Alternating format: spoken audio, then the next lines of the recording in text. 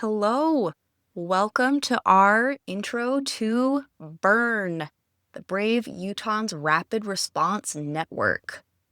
Always fun when you have a good acronym, right? This is a project that a couple of us have come up with to push back on the signature gathering effort to put repealing Prop 4 on the ballot. This is something a lot of us don't want to have happen. So just from the outset, you might recognize my voice or my name. My name is Sarah. I lead the Indivisible Utah County group, but this is not an official Indivisible project or group. This is actually something that me and my friend Karen and a handful of others came up with and decided to form and run with. We gave it its own name because it's not something that any of us are doing in our specific capacities with other groups we're involved with. It's just a big group of friends who care about keeping Prop 4 alive and well. So here we are. We gave it a cool name. We're doing cool stuff, and we want you to do it with us. Let's tell you about what we've been up to. So to start out with, as many of you are aware, gerrymandering has been a major problem in Utah. The term gerrymandering is one of those words that you just don't forget. You probably learned about it in like junior high, right? The idea that you can draw voting maps in really bizarre shapes to create districts that are full of the kind of voters a specific person wants so that the votes can go their way. That's not a good or healthy thing for democracy. Ideally, all across Utah and all across the nation, we have maps that are drawn in logical, fair ways so that the people are represented fairly. All voices are heard, and the people who are sent to Washington to represent us actually represent the will of the people, the voices, the opinions, the concerns of the people throughout the states that they represent. This map from The Economist shows concentrations of people who voted more for Trump versus for Harris. You see the darker red are the Trump-leaning areas and the blue for Harris. And as you may expect in Utah, the highest concentration of Harris voters is in Salt Lake County.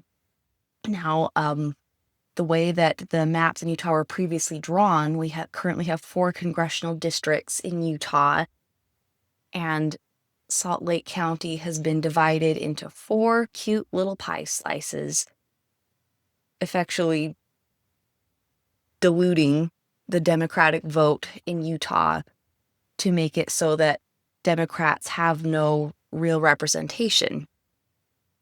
That is a problem. That is the very definition of gerrymandering. And so back in 2018, Prop 4 was put on the ballot. What Prop 4 did was establish an independent redistricting committee. Now, previous to Prop 4, the legislature was in charge of the entire process of drawing the congressional voting maps. So that meant that they, with advisory map experts and attorneys and so forth, would draw these maps, submit them to the governor for approval, and then those were the maps. The legislature essentially did the whole entire process. Whereas with Prop 4, an independent commission made up of Republicans, Democrats, and unaffiliated voters, people who were not lawmakers, would come together with advisors as well to make sure these maps were done properly, would create these maps, submit them to the legislature for approval in accordance with the Utah Constitution, would then submit them to the governor. These maps would then be approved and become the maps for Utah.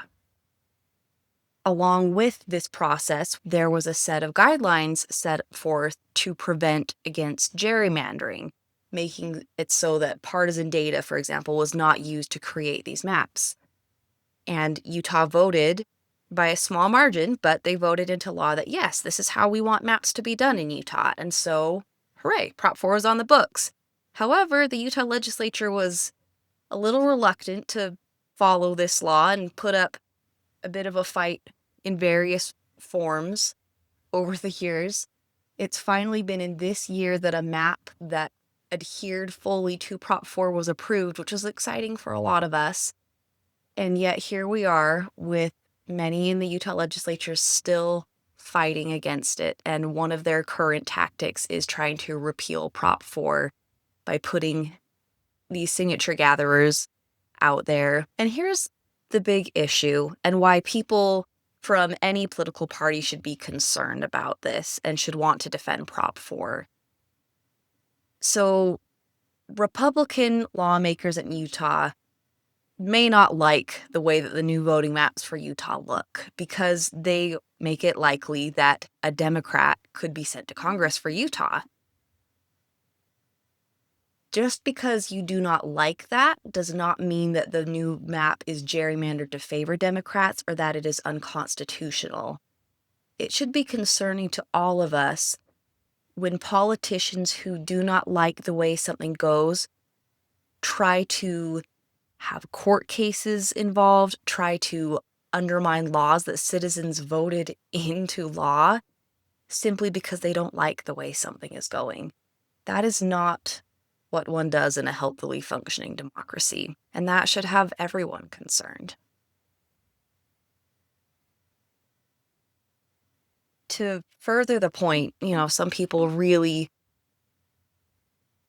are concerned, oh, well, this is just gerrymandering in the other direction. There's been a really common narrative in Utah for a lot of years that, oh, Utah is just deeply, deeply Republican. This whole state is Republican. It is just 99% Republican. It is just such a red state. Well, it's objectively true that, yeah, there are a lot of Republicans in Utah. Take a look at this chart. If you look at Utah, both in terms of how Utahns actually vote, how they're registered, and how they self-identify, because those things can be slightly different. Red represents Republicans. This aqua color represents Democrats. The dark blue represents unaffiliated and yellow third-party voters. There's a significant portion of the state that is registered as and votes Republican. But there's a significant portion, if you do the math there, that votes in a way that is not Republican. So mathematically speaking, looking at Utah with 4 congressional districts, year after year after year, for all 4 of them to always be Republican, always, does not reflect the way that Utahns vote and feel politically. It just objectively does not. So for people to say there is absolutely no way that a map of Utah that has a seat going for a Democrat could possibly be a fair map, that's just objectively untrue based on real data on how Utahns vote and feel politically. These next 2 slides make me smile. So this is Judge Diana Gibson of the Utah 3rd Circuit Court. She has been the judge at the center of many of these high-profile court cases about Prop 4 and the voting maps. In this picture, she looks like, relatively nice person. There she is, and she's got the American flag behind her, a picture of the Statue of Liberty. And here's another photo from more news coverage that was taken possibly seconds later. And you can see that it's cropped in. It's a little darker in tone. The Statue of Liberty has been blurred out to the point that if you hadn't seen the previous picture, you probably wouldn't know it's a picture of the Statue of Liberty. Flag is there, but it's a lot smaller. It seems like whoever used this photo maybe wants us to think that she's a bit nefarious. She's scheming. She's got some sort of ill intent. It just goes to show that people are telling the story of what has happened with Prop 4 and these voting maps in very different ways to serve their own purposes. To that point, here on this slide, we have on one side, this is about representation. Our oath requires us to protect the voice of Utahns from outside interest groups, which we'll talk more about in a moment, and judicial activism. Then on the other side, this is from an op-ed to the Salt Lake Tribune and from the Instagram account MWAG Utah.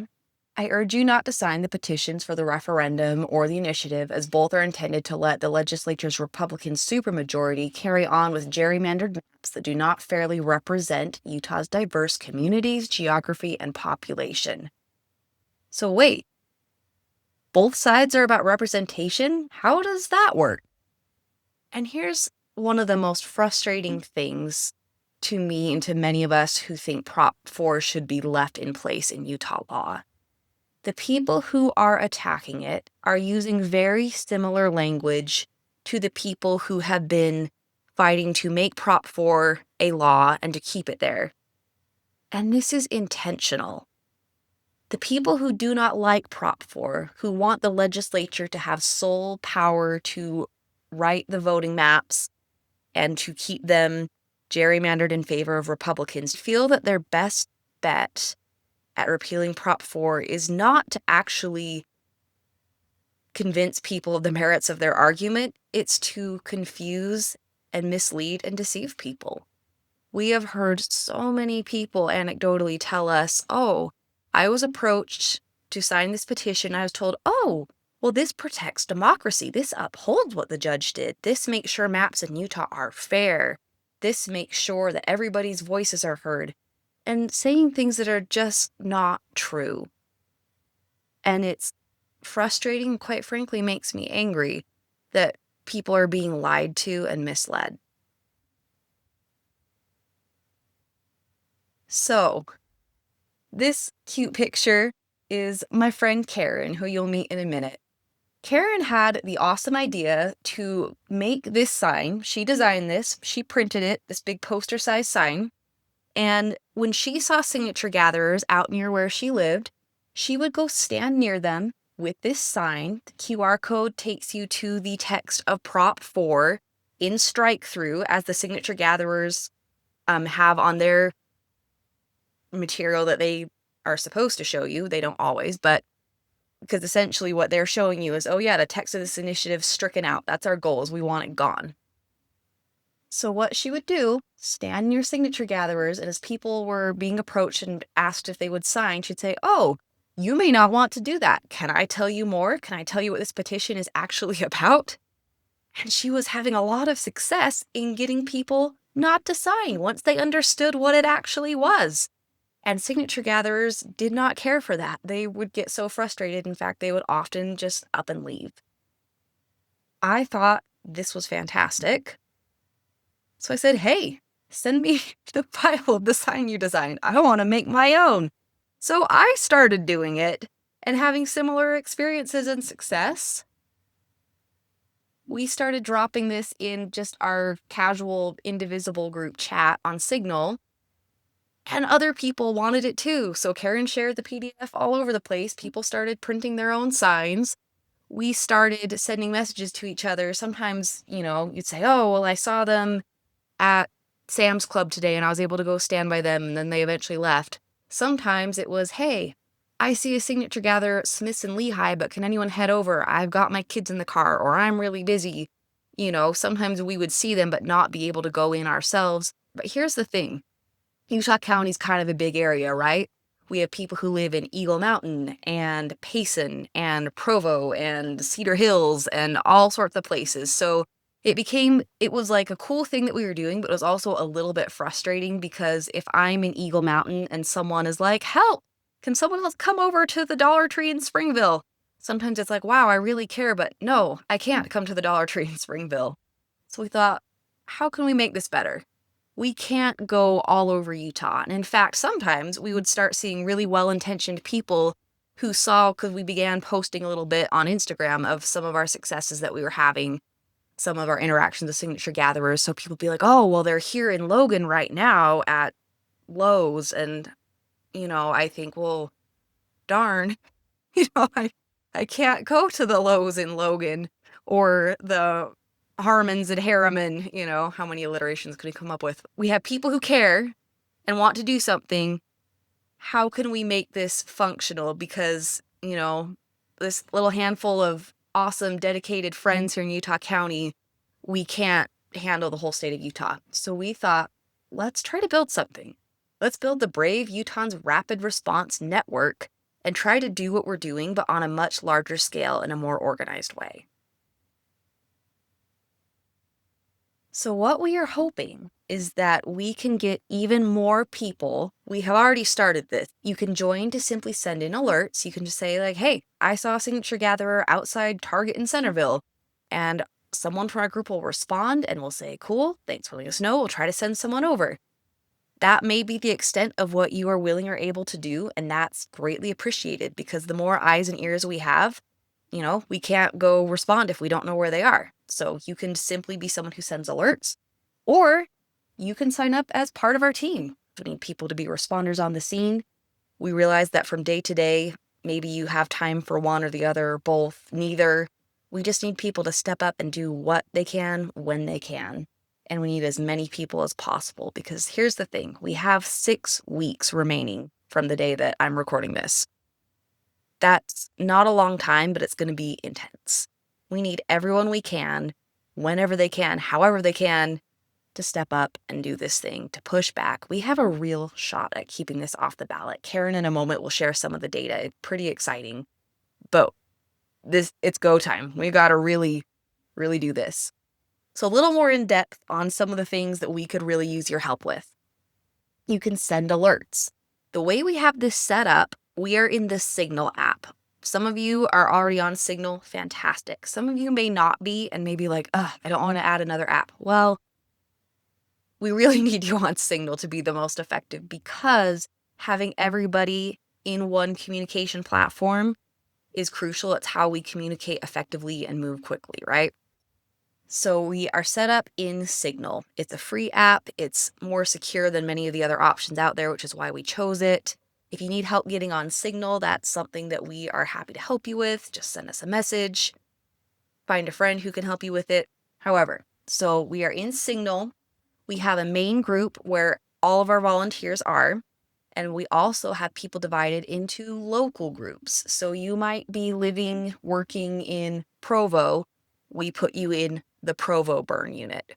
You might live in Logan. Fantastic. We put you in the Logan unit. So that way, when there is someone at the Lowe's in Logan, the people who actually live in Logan get those alerts, not the people who live in Provo who can't do anything about it, right? We want to be able to, when we find out about something, send alerts to the people who can realistically go do something.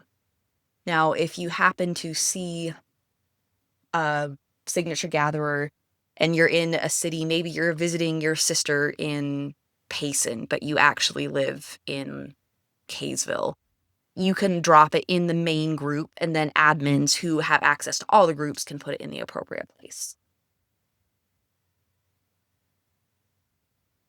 This picture here is a signature gatherer. Now, signature gatherers can wear any clothing they want. They don't have any dress code that we're aware of, but you will often see them in these hoodies that have been given to all of them. Black hoodie, outline of the state of Utah with an elephant on it. You'll also often see them wearing hats and gloves and whatnot because it's cold and they're generally outdoors. They have to wear a lanyard with their badge number and identification saying they're a paid signature gatherer on it. And of course, they'll be carrying their clipboard to gather signatures. So this is what you're looking for, right? Now, when you send an alert, indicate where this person is, whether that's a street address or something that people will know, like, hey, I am at the Smiths in Lehigh. And then once you've indicated the location, make sure it's clear. You may say, hey, I have found a signature gatherer at the Smiths in Lehigh, and I am going over with my flyers or my sign. Or you might say, hey, I am at the Smiths in Lehigh. I can't go over. Can someone come? So make sure it's clear with your alert whether you are going or whether you need to call in someone else in the group. This is a tactic that is really effective and can be one that, if you're a little less confrontational, maybe is one that feels more approachable. And also SG, signature gatherer. That started to get real long, so signature gatherer, SG. If they are at a business, you can walk up to the customer service desk and let them know the signature gatherer is present. They then may take care of things for you and ask them to leave.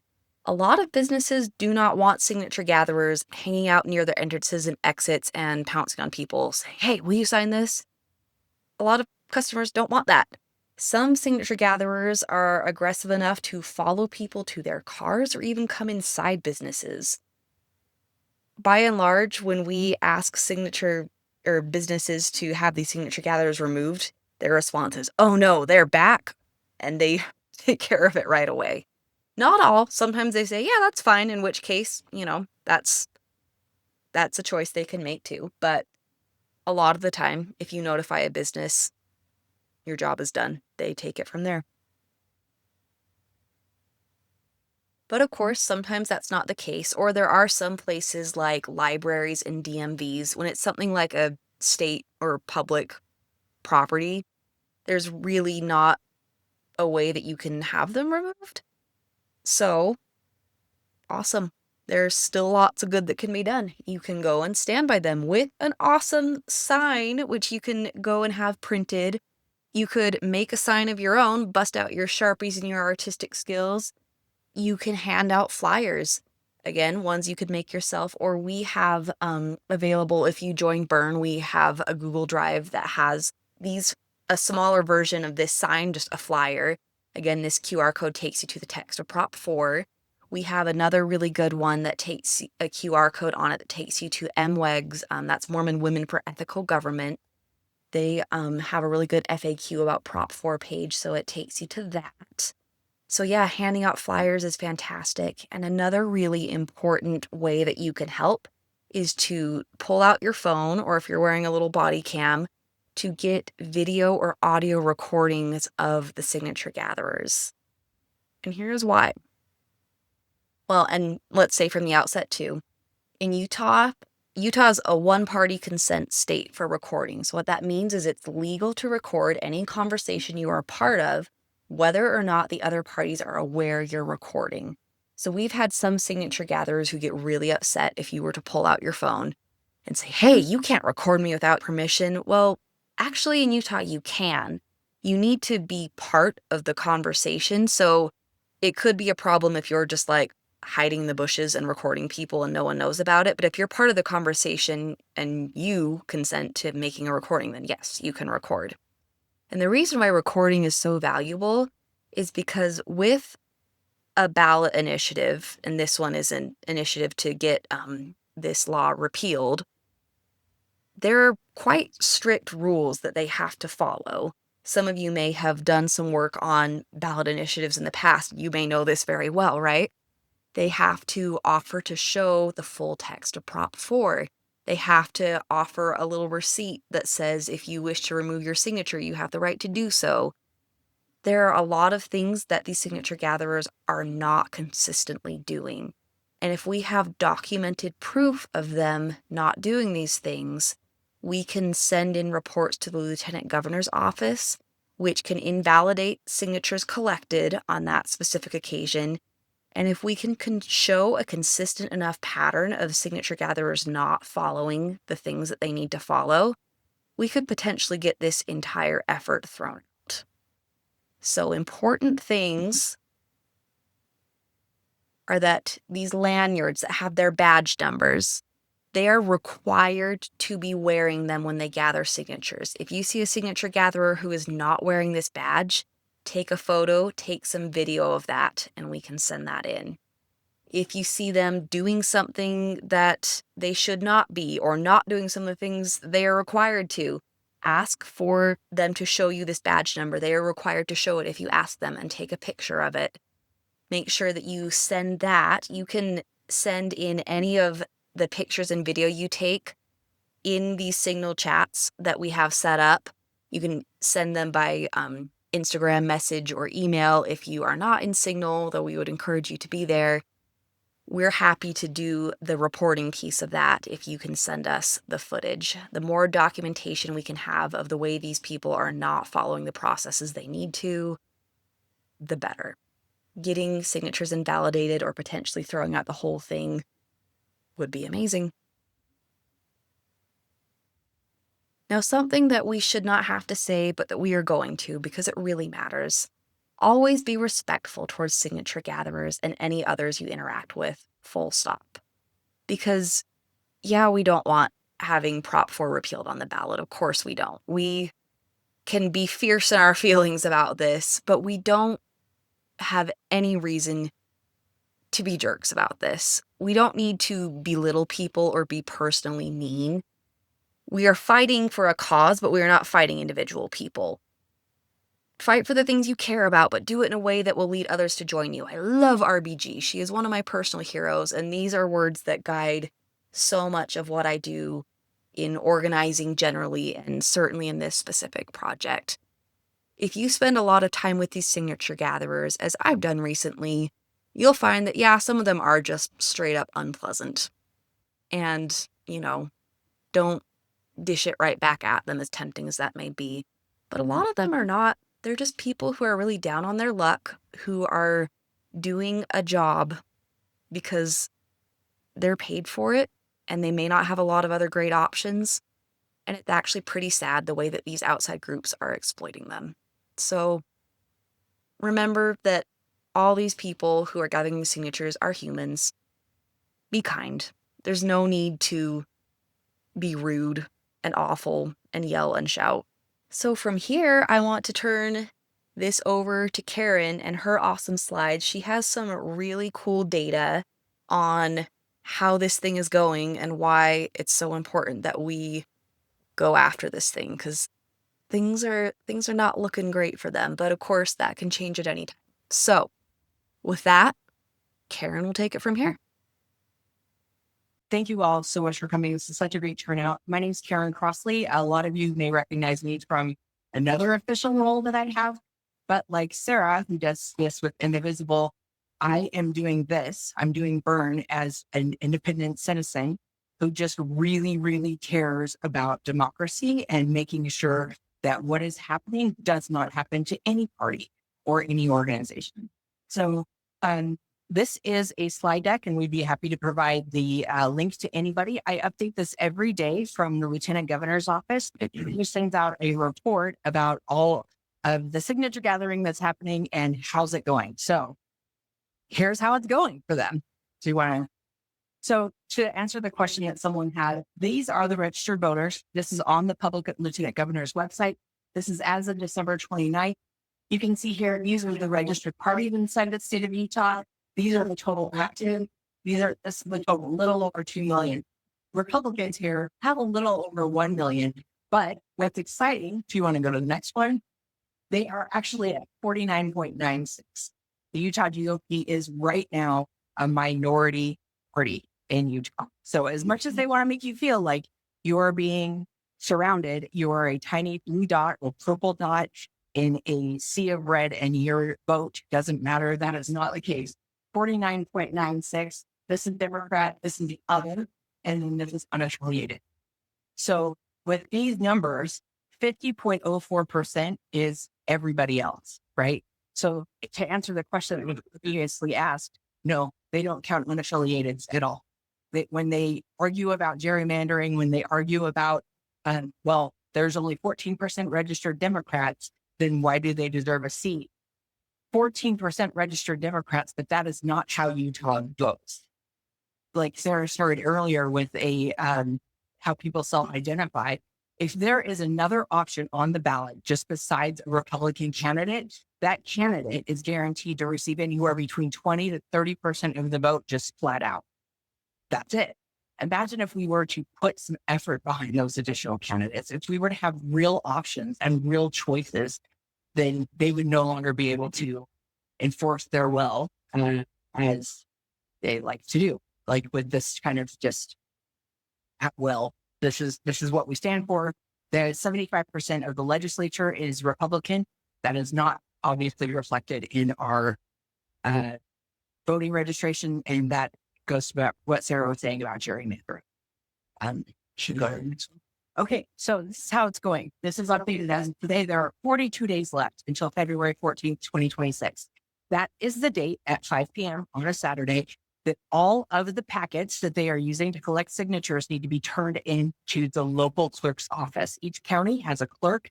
That clerk is in charge of validating each of the signatures, and all of those packets have been turned in on this date. That's the drop dead deadline for them to be returning in those packets to their clerk's office. I'm going to go to the next one. This is how it's going for them. As of yesterday, they are at 18.96%. When they first started announcing the numbers, it was on December 19th, and they were at 8%. So in 2 weeks, is it 2 weeks? What day is it? In 2 weeks, they've only gained another additional 10%. What's important about here to note is we don't know when these people signed. We know that they were verified by the first dates that were verified were December 11th. So December 11th is when they were first verified. They were allowed to start collecting signatures sometime around November 13th. So between November 13th and December 11th is when these people signed, and then the clerks have verified. So once someone has signed and the packet is full, they turn it into the clerk's office. The clerk then has 21 days to verify those signatures. So it's possible that these signatures could be up to 51 days old. Does that make sense? They have 30 days from the first time the signature is signed into a packet to turn that in. So signature is signed on a packet. They have 30 days to fill that particular packet. And then the clerks have an additional 21 days to verify the signatures. So these signatures can be up to 51 days old. You want to go to the next one? Okay, so this was yesterday's daily net change.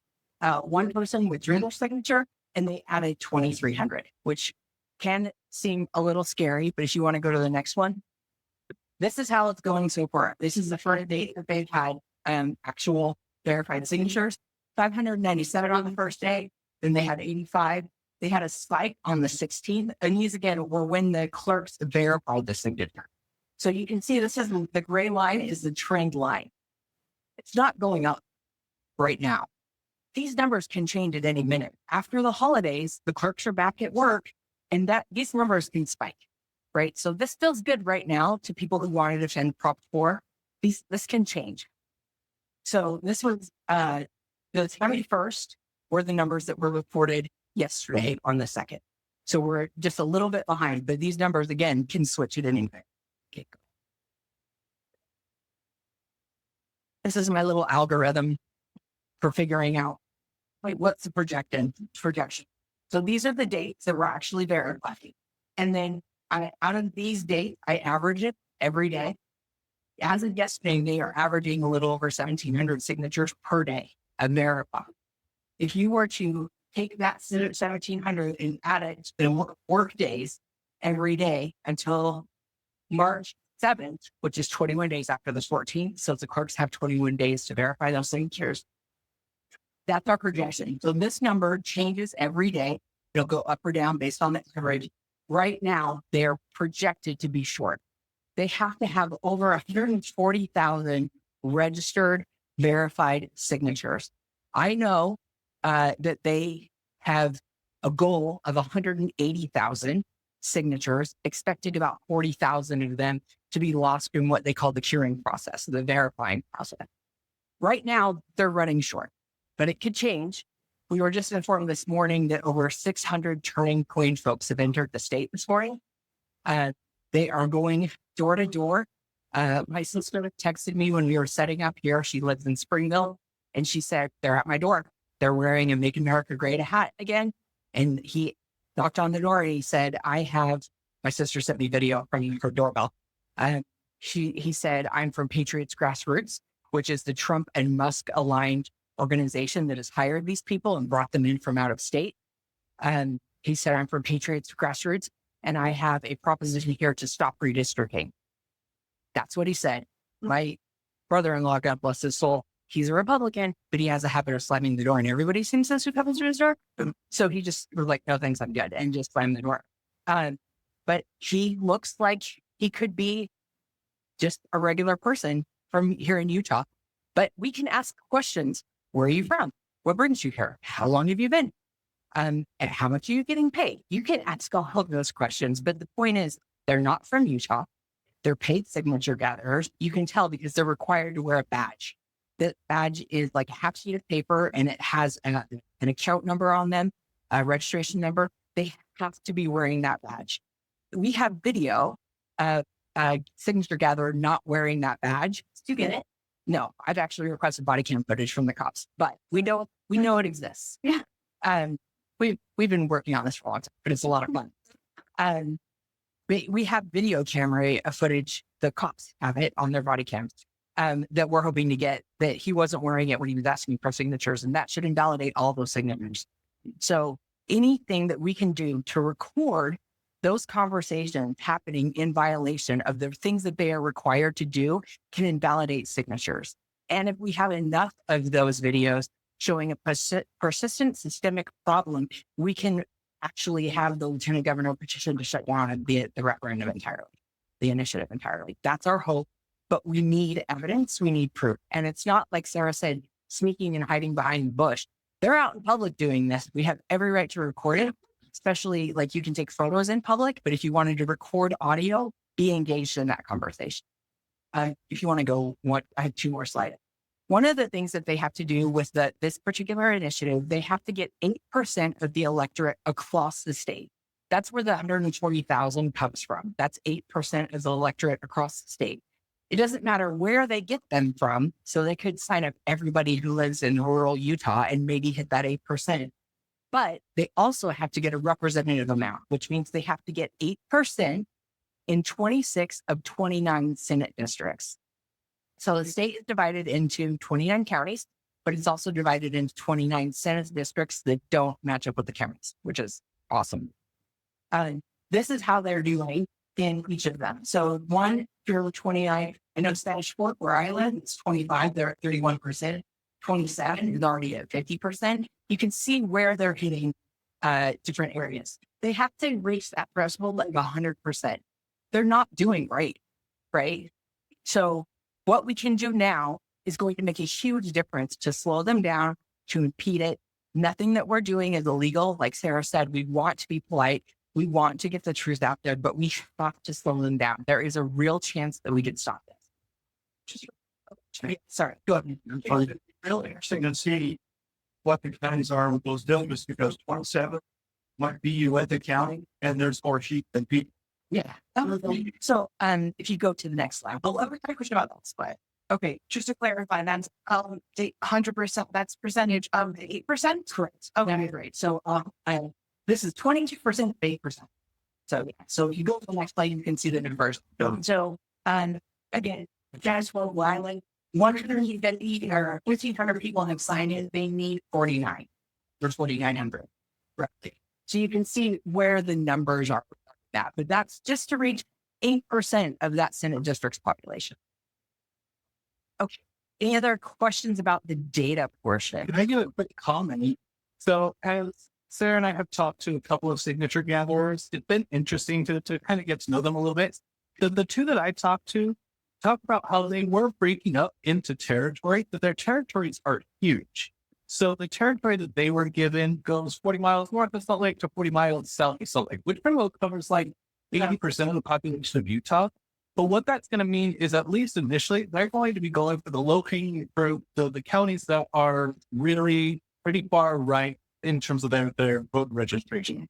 What that will mean that I would expect is that as they start to hit that 8% threshold in more of these districts, more of these Senate districts, that they're going to have to start shifting their attention to some of the challenge in case it occurs. So I'm expecting that their efforts there are going to have to shift in terms of geography, because so far it's kind of a scatter and it's too broad. And because of that, they're going to hit that real quick in some and real slow in others. 100%. And that's something that we've discovered over the last 2 weeks, especially during the holidays, as we've been trying to stop anybody that we've found. We found hot spots in our individual areas where we know people are usually showing up almost every day. If not every day, we have someone driving through those hot spots. Hey, this parking lot's clear. Hey, this is, they're not here right now.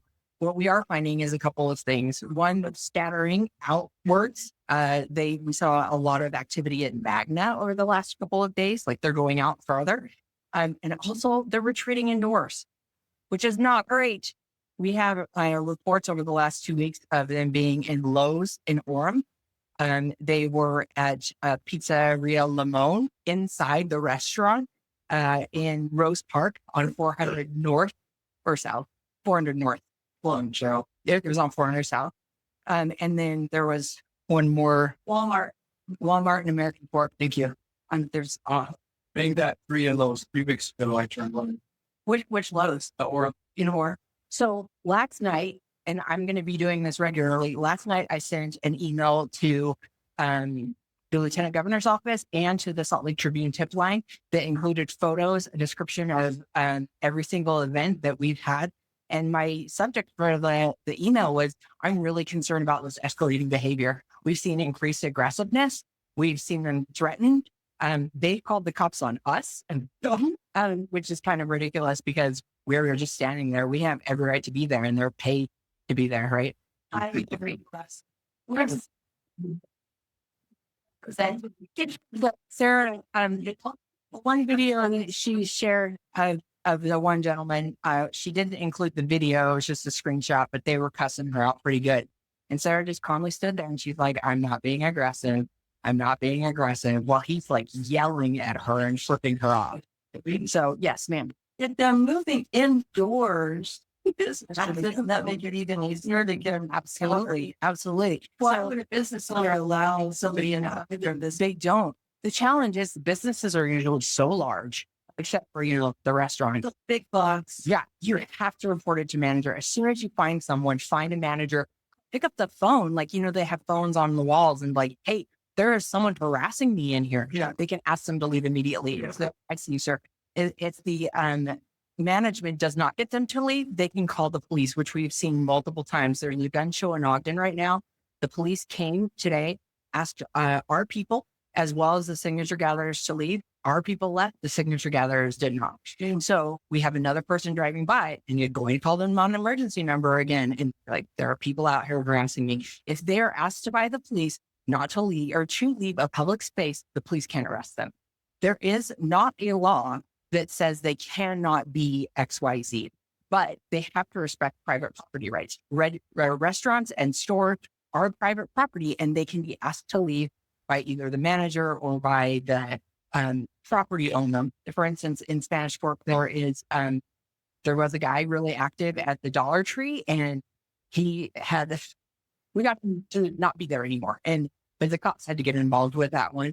And if he were to go back, we could easily call the cops again. Like, they cannot be there. The manager had said that they could be there, but then I sent an email to the property owner of the entire complex, and then she requested the police to come. We didn't call the police.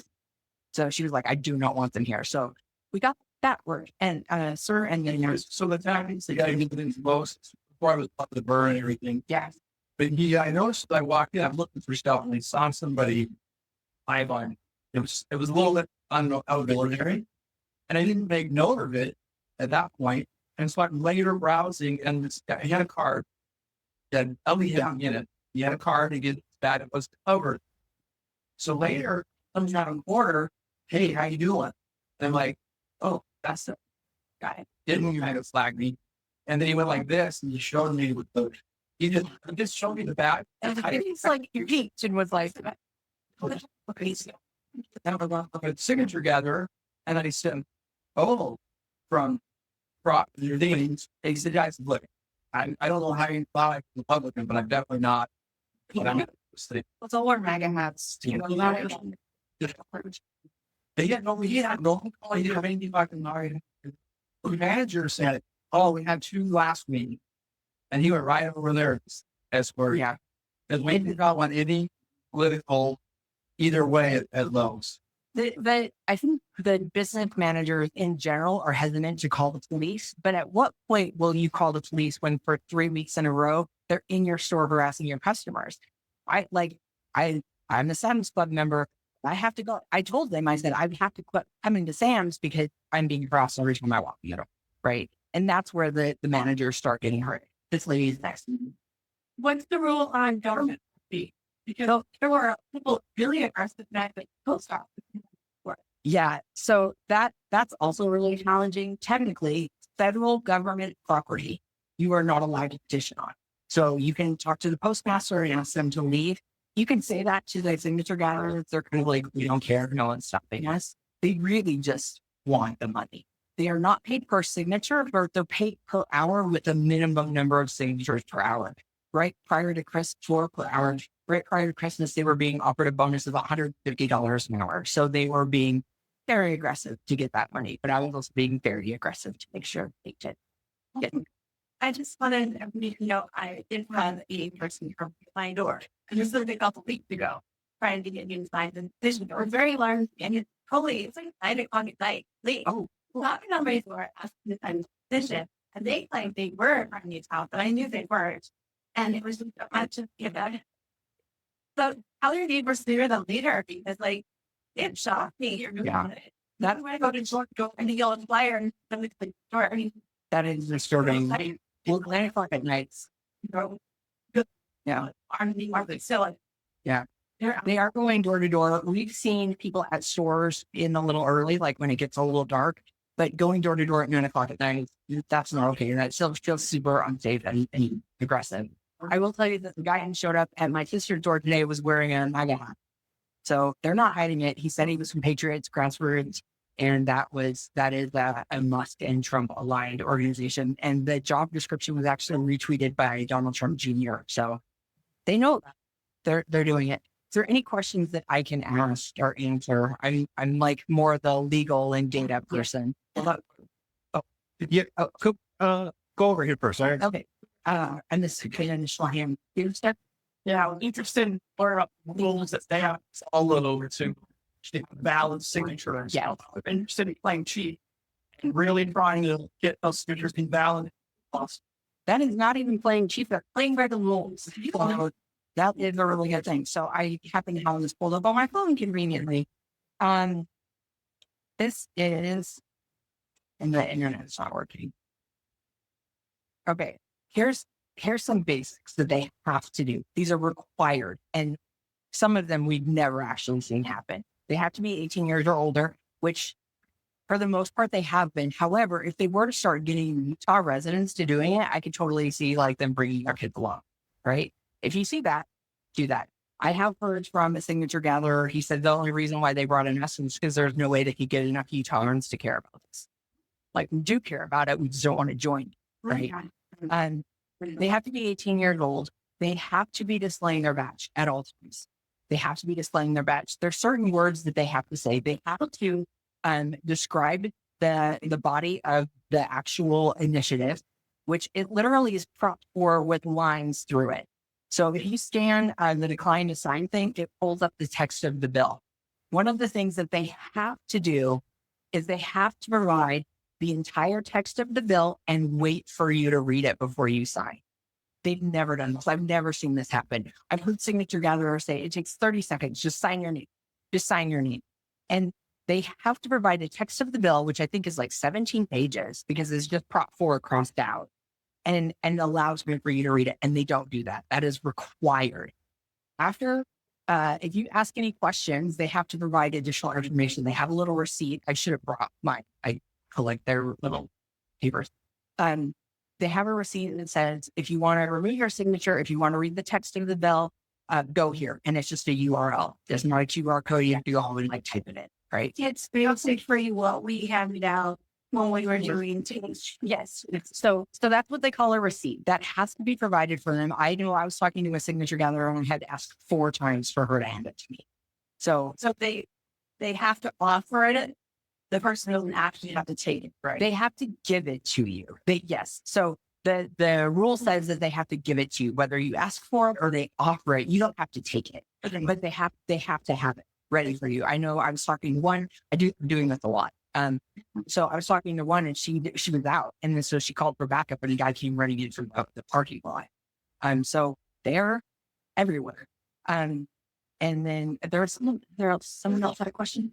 So do they have to do any kind of verification that the person who's signing is native or lives in Utah? No, that's not their justice. Because they know and be thrown out with the, hey, are you registered? Yeah. Or they'll say, are you a registered GOP? Are you a registered Republican? Because they think that you're more likely to get them. No. One of the things you can do is if someone stops you and says, hey, are you registered to vote? Would you like to sign that? Then really loudly be like, no, I don't believe that the Republicans should be doing a paragraph. Like, or sign it, Daffy Duck, or sign it, whatever. But you have an opportunity if you are talking to them or engaging with them, even if you're playing dumb and asking them to explain it and you're recording it on your phone in your pocket, like, that is stopping somebody else from signing it. And you would have taken 10 minutes out of their precious time. And it matters. That really matters. I know that we've had video Just read like the Draper DMV is a fun spot, guys. Like that. Isn't that federal property? It is state property, and You're allowed. yes, they are allowed there. They have a private security guard who is pro initiative and has asked our people to leave multiple times, but has let signature gatherers stay because of them. But we have video of our person filming it, and someone was signing it, and the guy was saying not a lie, but he wasn't being completely truthful. And when our guy said, this invalidates Prop 4, and was like, oh, wait, what? And he immediately just started cropping off the signature. All Corey had to say was, this invalidates Prop 4, right? So people are aware, but it gets really confusing. We have the list of signature gatherers that's published, as I mentioned, every workday by the Lieutenant Governor's office. So if you're worried that any of your family members have signed, go to Control F and search for those people and then have a talk with them and share information on how they can have their signature removed. But a new answer was there.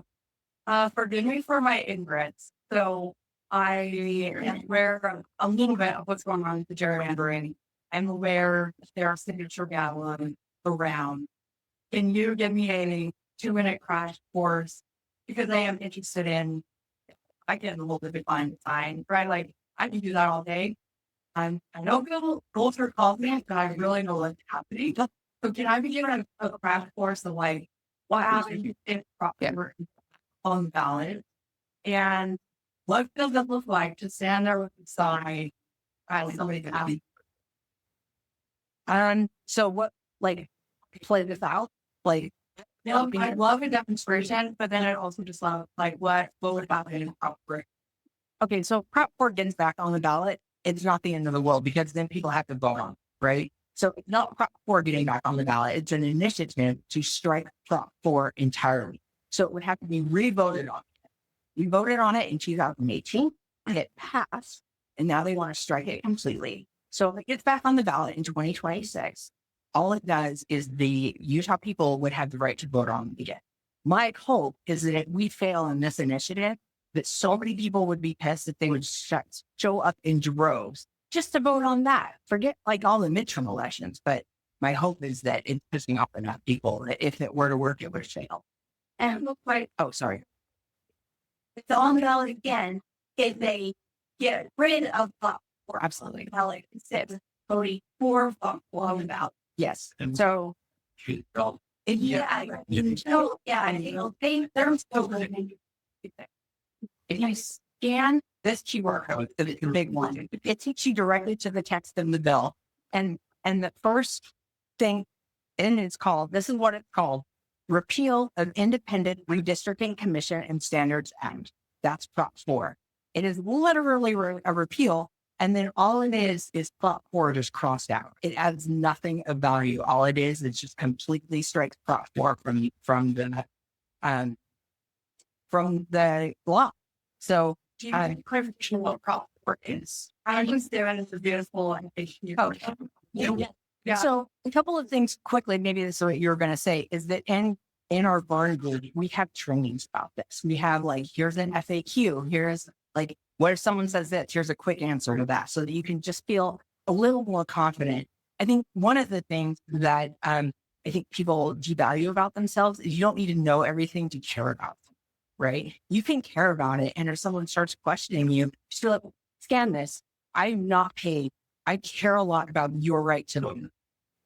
Like that's it. Like if they have additional questions, maybe we could do our own break. Caroline, we're part of our community.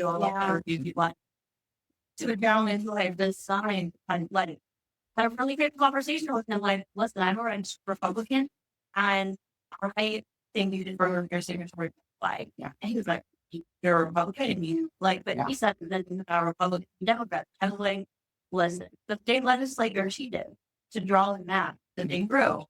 And this is about like repealing Prop 4, taking away standards that would hold them accountable for how they draw the maps. It would give them unrestrained authority to draw their own electoral maps and no oversight or rules. Absolutely. And I personally want rules and oversight for our legislators, for our politicians, drawing their very own electoral map to get them elected. Absolutely. And like, he was like, then I will look at it. One thing I do want to point out is that this particular proposition is about congressional districts. These are your representatives in DC. These are not your representatives in the Utah legislature. Wait, but Prop 4 is about, isn't it about both states? Yes. But like the fight right now is about the 2020 maps. They want to change, but if they take Prop 4 away, they will buy full spread. Yes. For sure.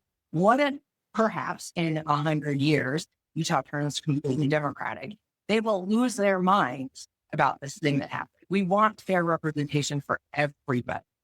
I have a question about how. Yeah.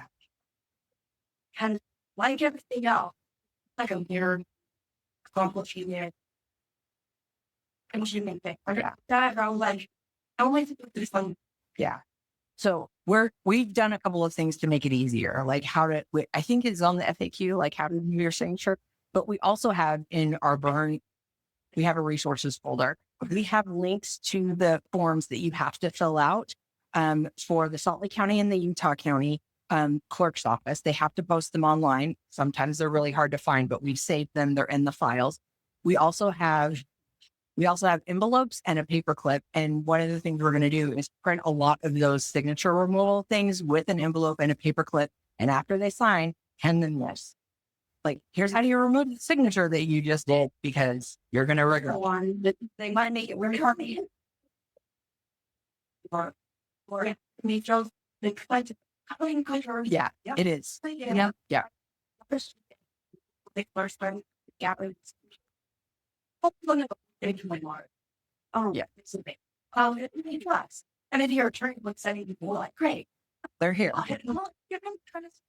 But they were sitting out in the library. That first day they were having it, I was like citing files and walked up the library. Yeah. And people finding it and they're trying to get, dude, you know, I just found this one. Yeah. I just yelled it. It'll really. One. So the university of Lolly, Bob, I don't know, PWP, I have to sign a So the campus itself can allow people, but they have to request to be there. Yeah. anybody. I just. Yeah. All of those. They can show up without permission. Conversation going on with the other UVUs to detect people. Yeah. So play on SDM. Yeah. Well, this one of the time we should talk about it. Yes. So Play here about that. they will often show up to locations without permission and just wait to get kicked out. Yeah. And we have to be the ones letting the people in charge, whether it be UV management, you will not allow anybody on their campus. They are very strict about that. So they tell their students to call the BYU police if they see people, like anybody doing political activity. But UVU people will just walk on. So yeah.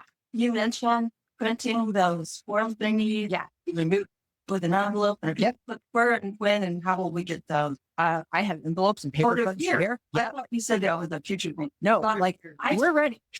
I think here. We didn't print off the papers, but I can send you guys the link that Yeah. can go out with the recording. If you're already in BURRN, it's in the folder. Yeah. So you do have to go print them.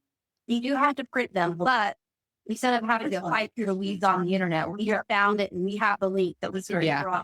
something that, we have future things in mind of how to make it extremely easy to Yeah. and people who have signs. It's a stamp.